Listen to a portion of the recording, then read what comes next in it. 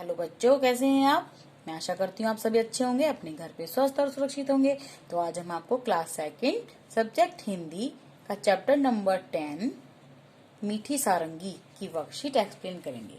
तो सबसे पहले इसमें क्या आएगा, शब्द अर्थ। शब्द अर्थ। सारंगी एक प्रकार का प्रसिद्ध बाजा होता है जो बजाया जाता है तारों से, इसमें तार लगे होते हैं। सिरहाना, सिरहाना मतलब चारपाई में जिस तरह हम सिर करके सोते हैं वो होता है सिरहाना, सिर की ओर वाला भाग। ठीक है। फिर है प्रश्न अभ्यास। तो कहानी से प्रश्न नंबर 1, भोला ने क्यों सोचा कि सभी झूठ बोल रहे हैं।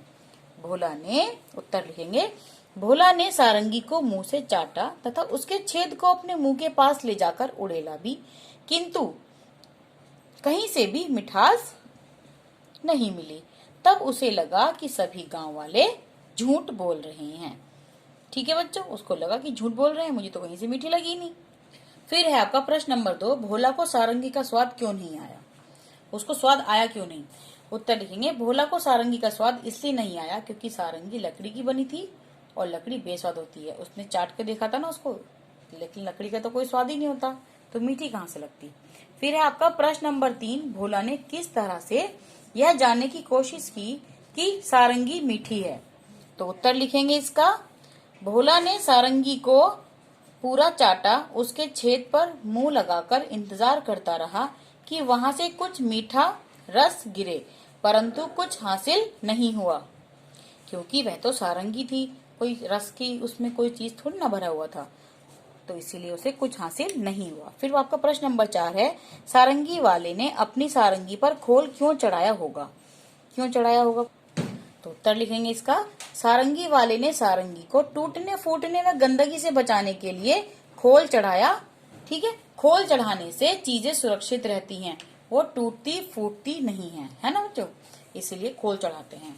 फिर आपका प्रश्न नंबर 5, किन किन चीजों पर खोल चढ़ाया जाता है। तो उत्तर लिखेंगे, रजाई, गद्दे, सोफे, तबला, गिटार, वीणा आदि पर खोल चढ़ाया जाता है। उसके बाद है बच्चों आपका चटखारे। इसमें क्या है, इस कहानी में मिठास की बात है, तुम्हें कौन कौन सी मीठी चीजें अच्छी लगती हैं। तो उत्तर लिखेंगे हम, चॉकलेट, टॉफी, फल, आइसक्रीम, हलवा हमें मीठा लगता है, वो चीज हमें अच्छी लगती है। फिर नेक्स्ट है आपका, क्या खाने की चीजें सिर्फ मीठी नहीं होती, मीठे के अलावा खट्टा, कड़वा इत्यादि स्वाद भी होते हैं। ये स्वाद भी होते हैं, सिर्फ मीठी थोड़ी ना होती है चीजें, है ना, चटपटी भी होती हैं। फिर है, नीचे दिए गए शब्दों में चंद्रबिंदु या बिंदु लगाओ।